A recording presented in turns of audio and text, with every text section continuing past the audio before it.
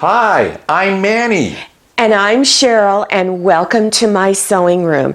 Have you ever looked at someone's quilt and it's just perfect? It's perfectly stitched, it's flat and level, it's not stretching in different directions. Well, it just might be that they may have used a technique called paper piecing, like this pinwheel block and this tree block. A few years ago, I did a video on paper piecing. So we're going to revisit just a short clip of that video, and then I'm going to demonstrate how to make this tree block, which was in a book that I'm going to recommend for you. So let's get started. This is the kind of paper I use. Okay, you can buy it in a hardware store where they sell paint, or just in any paint store. They're going to have painters paper there. This is used for masking off areas when they're going to paint. This is 6 inches wide, so I'm going to cut off 6 inches this way and cut off the number of pieces that I'm going to need. I always make extra pieces just in case. So you're going to need 4 paper piecing pieces of paper for this block. Now, take your paper and draw your square on it and put a line on it. Now you're only going to draw it on one of the papers, not on both, just one. Draw all your lines. Then stack all your paper up, okay, nice and neat and the same. Then go to your sewing machine, take the thread out of your needle, and stitch on these pencil lines all the way around and down through the center, and then this smaller line here. Okay? When you turn it over, you can see the lines all over. So you don't need to worry about holding it up, looking through the light and figuring out where your lines are. You've also made perforation lines, making it easier to tear the paper off later. So that's why I love this technique. So let me show you how to do your first block. First of all, this is a 5.5 inch square. Add 1 inch to whatever square you're making, and that's the size of the squares I'm going to cut out. So here's my 2 fabrics that I'm going to need in the 2 smaller areas for space, areas 1 and 2. Now I'm going to show you how to cut it. So take your ruler, line up it on your corners, and cut across this way with your rotary cutter. Then go to the other corner, not touching the fabric, okay, leaving exactly where it is, and then cut again. So now you will have pieces that look like this, okay? And you're going to need 4 of each of these for this particular block. Now let me show you how to cut out the fabric for area 3. Here you go.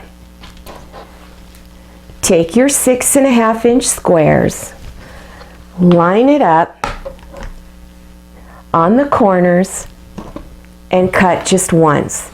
Now you have the pieces. You're going to need 4 of these for 1 block. Okay, so now take your paper piecing, all right, turn it over on the back where the perforations are really heavy, because what's happening is when you stitch through this paper, the needle pushes the paper down, and so it makes it a lot bumpier and it's easier to feel. Okay, so areas 1, 2, and 3. Take your fabric, or excuse me, 1, 2, and 3. Take your fabric and place it right side up. And you're going to be able to feel the perforations because it's very bumpy. Okay? You want to line it up to where the fabric edge goes past this line and past this line and also past this line. And it's real easy to do because you can feel it. Okay, so this one is right side up. Take your next quarter square triangle, place it on top, right side down. Okay? Once you've got everything lined up, put a pin on that line that only goes halfway through the center. And then turn it over, okay? And you're going to stitch on that half center line, right there like that. When you're done, this is what it's going to look like. Now, everything looks crooked to you right now probably. That's okay. Okay, as long as your fabric goes out past those lines, it doesn't matter how crooked this looks. There it is on the back.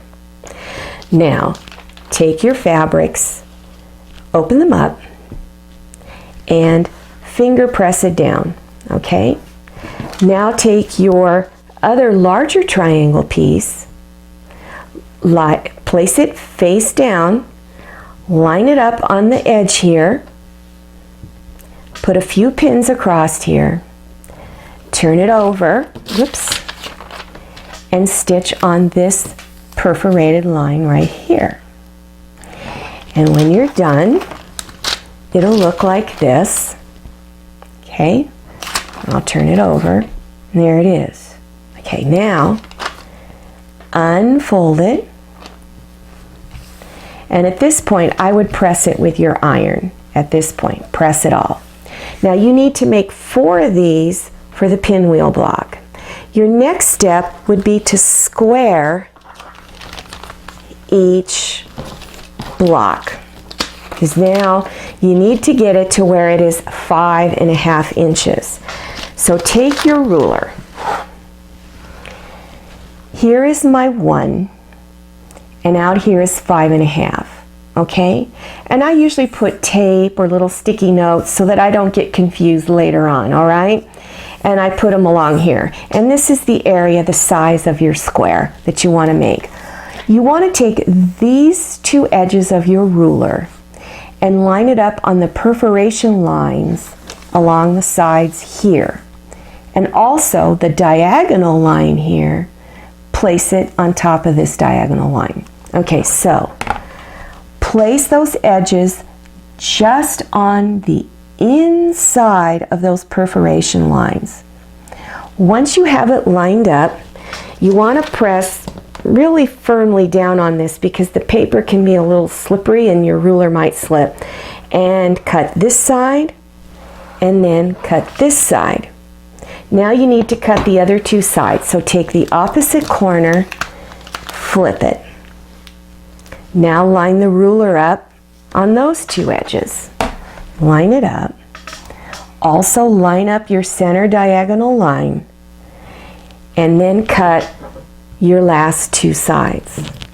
When you're done, it's going to look like this. Okay? And there it is on the back. Okay, now we're going to assemble all 4 blocks. So this is the order you need to place them in. Okay? So, and take the next one, and then this one, and then this one. Okay?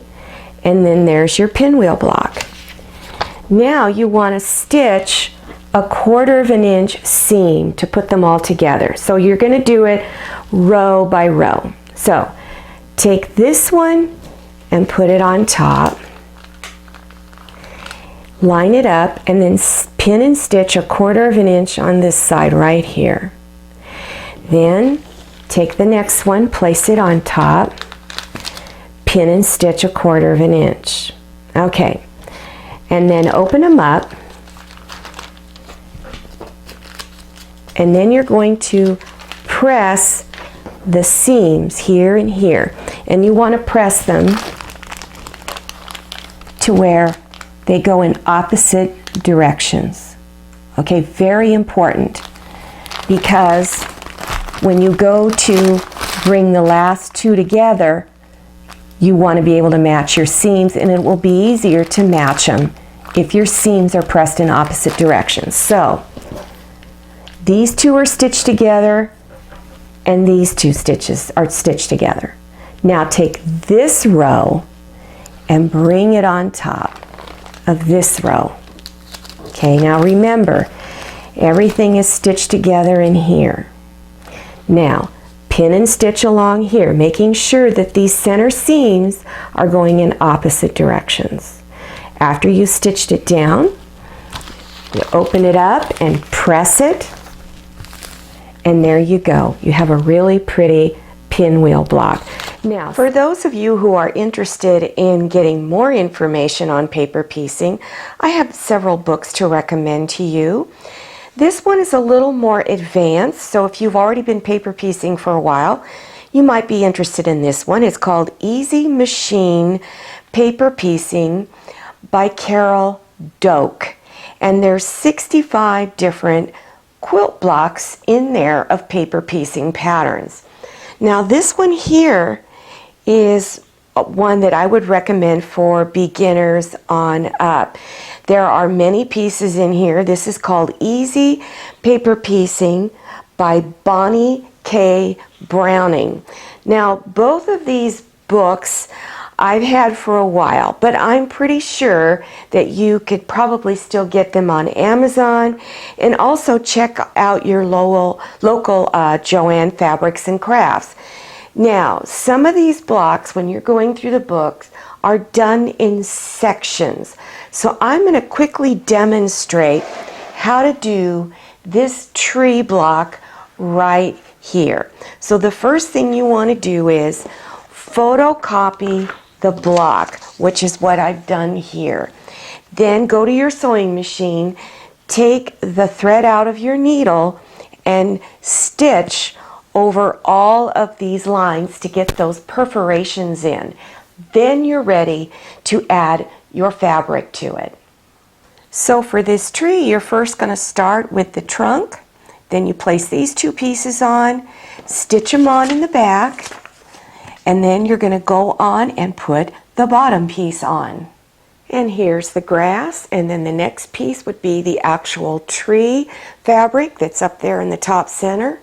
Here's the tree fabric. Now all I need to do is add on the last of the background fabric. The last step would be to square the block up to the finished size that is stated in the book. Make sure though that you add a ½ inch for seam allowance to add into other projects. After you've squared it all up, then you're ready to put it into your project. You can place a border around it, make a pot holder, put it into a quilt, whatever you'd like to do. The one thing that I really like about paper piecing is you get a cleaner looking and more accurate looking finished quilt block. Now, if you liked this video, click on that old thumbs up button. And click on share to share this video with your friends. And if you haven't subscribed yet, click on that red button down there in the lower right hand portion of your screen. Don't forget to enter your email address and click on that little bell notification so that you will receive emails about my latest video.